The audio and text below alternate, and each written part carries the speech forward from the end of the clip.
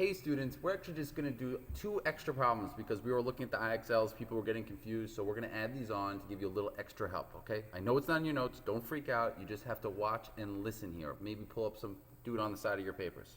This is the first problem that students are having trouble with. It says write the equation in standard form for the circle with a center at -3, 0 and radius of 3 squared 5. And this is throwing us off. We're like, what the hell do we even do with that? Well, it's just about putting in the calculator properly, but still everything goes the same. Still write your h, k, and r. Your h we know is -3, your k is 0, and your r is 3 square root 5.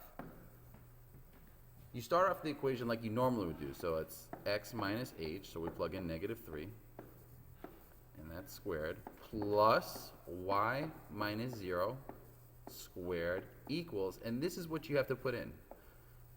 It's still 3 squared 5 with the parentheses squared. So what are you going to do? What you see right here, put that into your calculator exactly as you see that, okay? Parentheses with all of this on the inside and square it.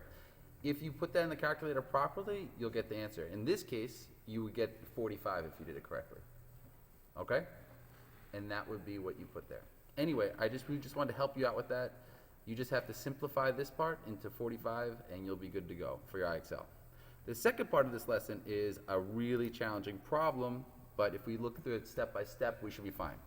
So what this question is telling us is to write the equation in standard form, that's just the form we've been writing, for the circle passing through 4, 3.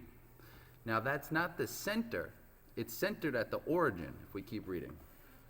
What we know is that the outside of the circle actually hits 4, 3. So if we were to draw a little sketch of this circle, what it would look like is this.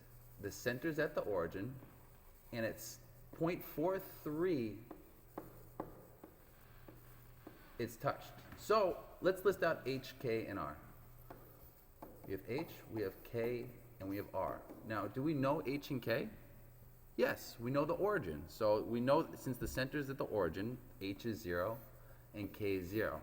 But was the radius given to us? Hell to the no. How are we going to get that radius? I want you to spend 30 seconds. I want you to think about it. Think. You thinking? Are you thinking? Are you thinking? How are we going to get that radius? Man, I know the center's at the 0. I know there's something on the outside. How am I going to get the radius? I think it's the distance formula. You didn't let them think. Oh, sorry. My bad. I'm just kidding. He's right. All you have to do is find the distance between the center of the circle. So the center of this circle is where? Right there. And from the center of the circle to the outside of the circle. And where's the outside of the circle? Right over there.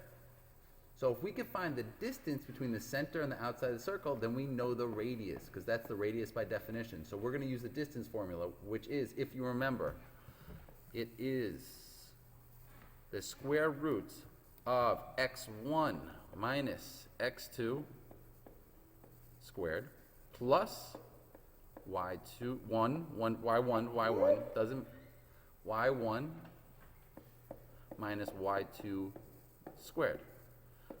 So to get our radius, we're going to find our 2 points first. So our 2 points are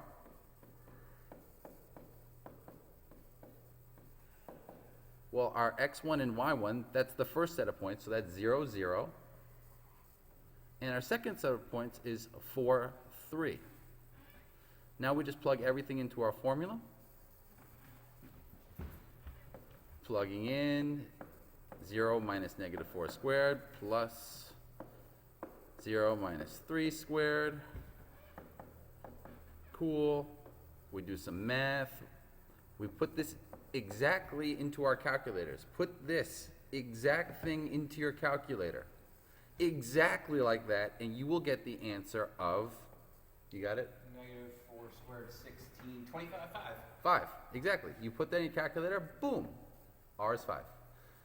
And now you're good to go. So just remember, to do this question, you got to use the distance formula. All right, good luck, guys.